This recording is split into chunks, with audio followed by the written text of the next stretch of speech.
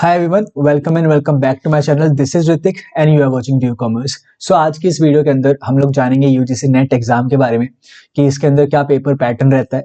हमारा कॉमर्स, अगर हम कॉमर्स के लिए प्रिपेयर करते हैं तो कॉमर्स के लिए कितने मार्क्स चाहिए होते हैं कि हमारा जेआरएफ निकल जाए।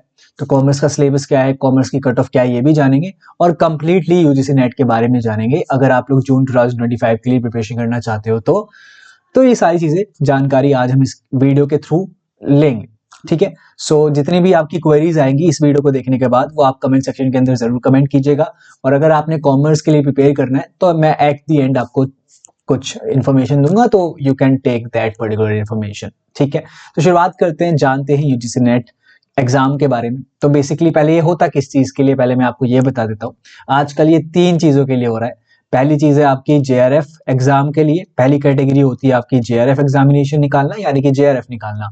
यानी कि ये होता है कि आप लोग अगर पीएचडी में एडमिशन ले लोगे कहीं पर तो वहां पर आपको फेलोशिप दी जाती है। ठीक है, आपको फेलोशिप मिलती है अगर आपने सिक्योर कर लिया किसी अच्छे इंस्टीट्यूशन के अंदर, किसी भी इंस्टीट्यूशन के अंदर पीएचडी के अंदर admission with in the time period. 3 साल का इसका टाइम पीरियड रहता है, इतना डीप डाउन नहीं जाएंगे।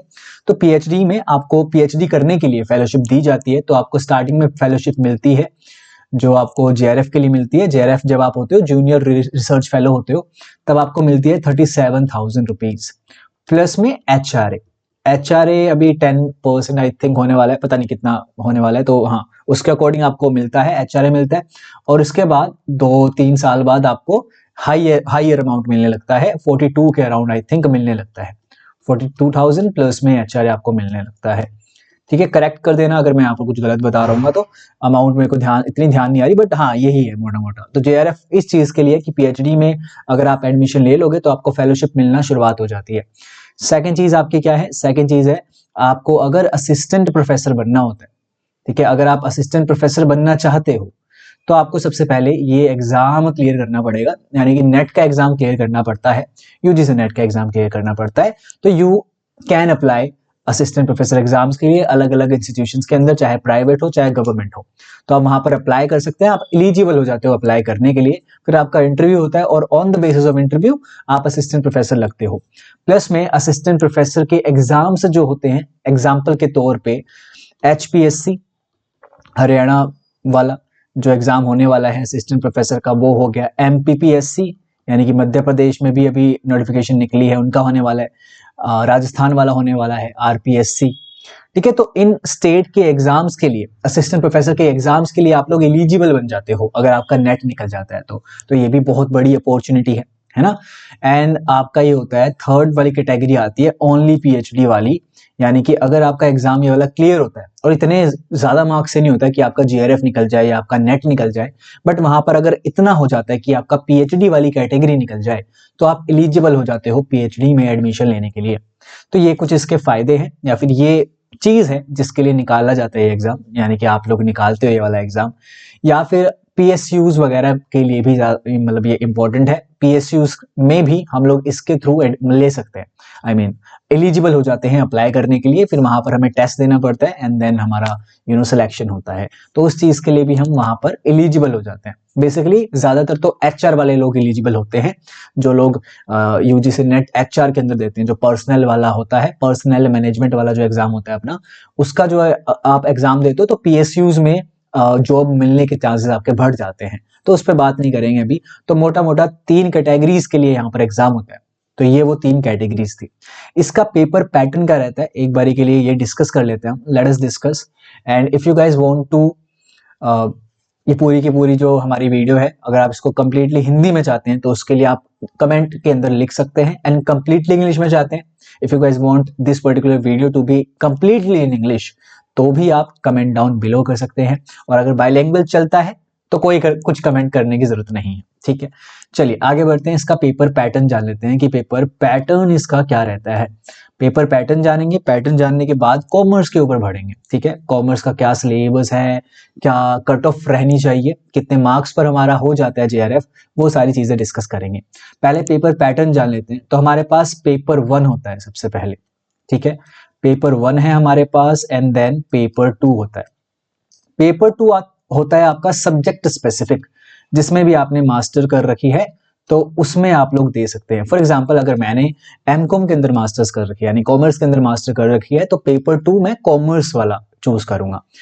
और ये जरूरी नहीं है कि आप पेपर कॉमर्स वाला ही चूज करो, आप मैनेजमेंट का भी कर सकते हो, इकोनॉमिक्स का भी कर सकते हो, और जैसे जैसे नए ड्राफ्ट्स आ रहे हैं जैसे कि आप किसी भी सब्जेक्ट में दे सकते हो आगे आगे चल के। बट अभी के लिए आपका जो मास्टर वाला सब्जेक्ट रहता है उसी के अंदर कोशिश किया करो देने की।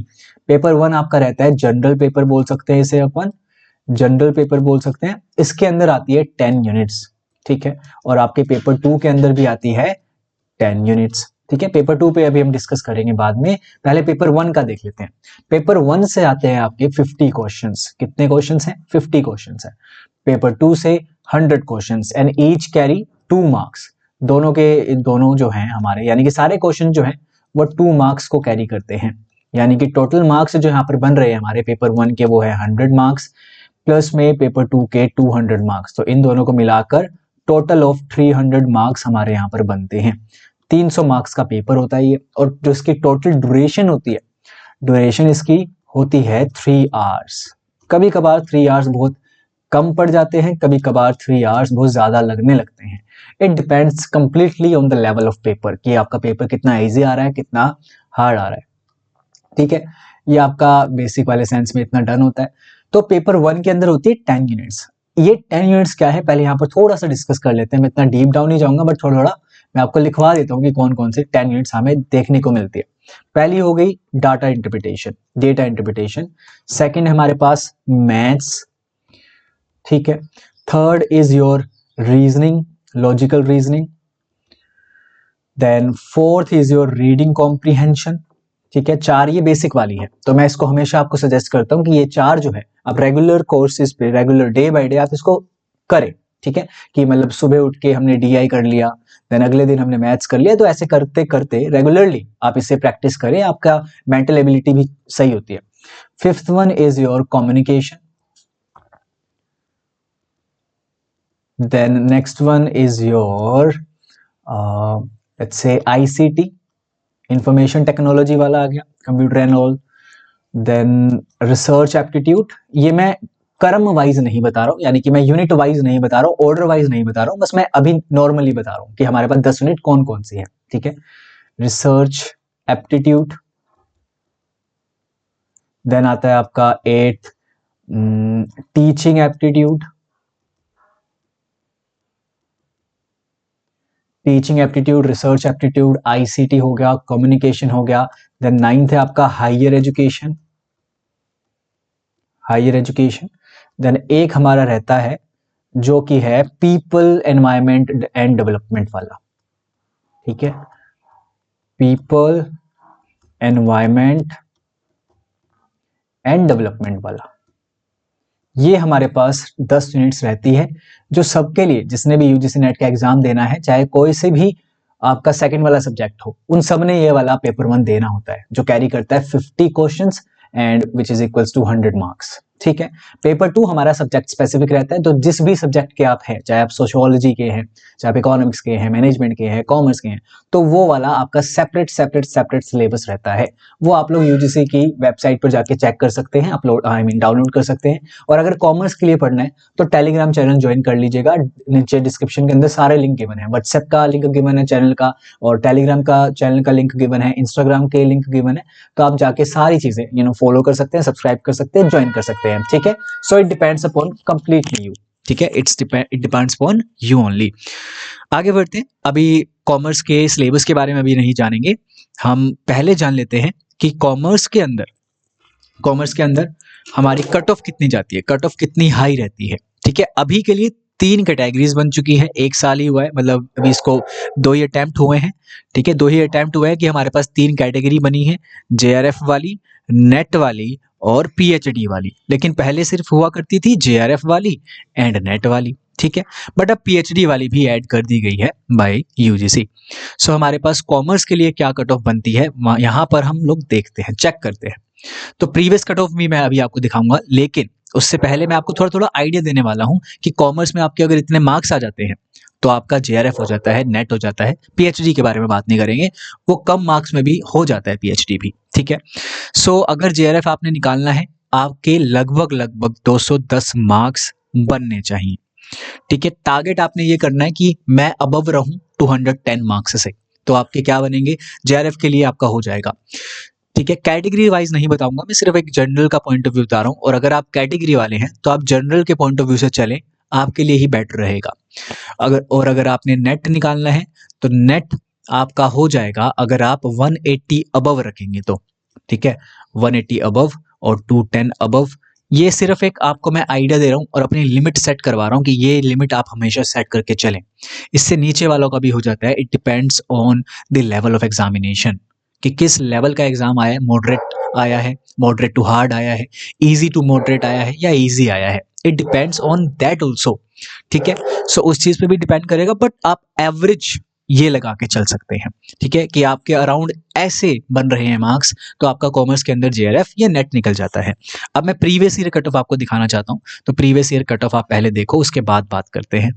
तो हमारे पास जून 2024 यानी कि रिसेंट जो एग्जामिनेशन हुआ था, उसके अंदर जो हमारा कट ऑफ रही है वो क्या रही है, परसेंटाइल में आया है। परसेंटाइल में क्यों आया है, क्योंकि शिफ्ट में हुआ था, अलग अलग शिफ्ट 1 एंड शिफ्ट 2 अलग अलग शिफ्ट में हुआ था, and we have our result in percentile, we got our result in percentile. तो अनरिजर्व का पहले हम यहाँ पर बात करते हैं जेआरएफ की, this is for JRF, this is for net and this is for PhD. ठीक है, तो परसेंटाइल में आप देख सकते हैं 99.84, 84 ये बहुत ज़्यादा परसेंटाइल है, ये बहुत ज़्यादा है। अगर आप प्रीवियस वालों की देखोगे, जैसे कि जून 2023 की अगर आप देखोगे 99.78 है, एज कम्पेयर टू 99.84, कितनी मतलब थोड़ी कम है, 0.06% कम है, तो देख सकते हैं परसेंटाइल कम है।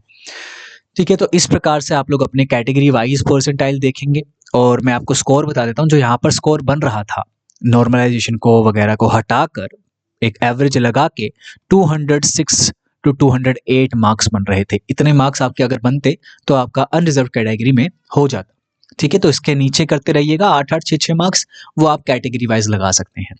ठीक है, तो इस प्रकार से आपका यहाँ पर बन रहा था और हो पा रहा था नेट का एंड जेआरएफ का। जून 2024 की बात कर रहा हूँ, और ये हमारे जून 2023 का है, दिसंबर 2023 का है, दिसंबर 2023 का मार्क्स के अंदर है। ठीक है, मार्क्स के अंदर क्यों है, क्योंकि एक ही शिफ्ट के अंदर हमारा एग्जाम हुआ था, एंड सिमिलर टू दिसंबर 2024 ये भी हमारा एक ही शिफ्ट के अंदर हुआ था, तो मार्क्स के अंदर मार्क्स आने वाले हैं, स्कोर आने वाला है, आपका रिजल्ट आने वाला है। ठीक है, जब भी आएगा आपको नोटिफाई कर दिया जाएगा। तो ये कॉमर्स का था हमारा कि इतने मार्क्स पर हो जाता है। ठीक है, एवरेज मैंने आपको बता दिया है, और प्लस में ये हमारा एक्सपेक्टेड रहता है, तो ये भी आप नोट डाउन कर सकते हैं।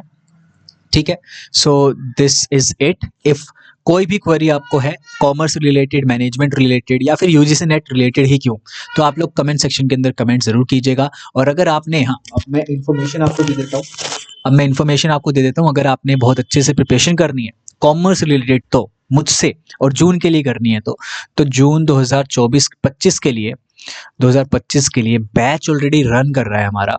ठीक है, ये बहुत प्राइवेट ये बहुत मतलब, हाँ ये प्राइवेट बैच है हमारा, एज सच कुछ मतलब इसमें पब्लिकली नहीं है, या फिर कुछ बहुत ज़्यादा बच्चे नहीं मैं रखता हूँ। प्राइवेट बैच इसलिए बोलता हूँ क्योंकि लिमिटेड सीट्स होती है हमारी। ठीक है, लिमिटेड सीट्स हैं। अगर आप काफ़ी बच्चे आने लगे तो बहुत ज़्यादा मुश्किल हो जाता है सभी बच्चों को बैच के अंदर एनरोल करने के लिए, क्योंकि हमारे प्राइजेस भी बहुत कम है, लिमिटेड सीट्स रहती है। तो इसी के लिए आप लोग सीट्स अपनी प्लीज़ बुक कर लो और आ जाओ, ज्वाइन कर लो बैच को, हम रेगुलरली पढ़ते हैं।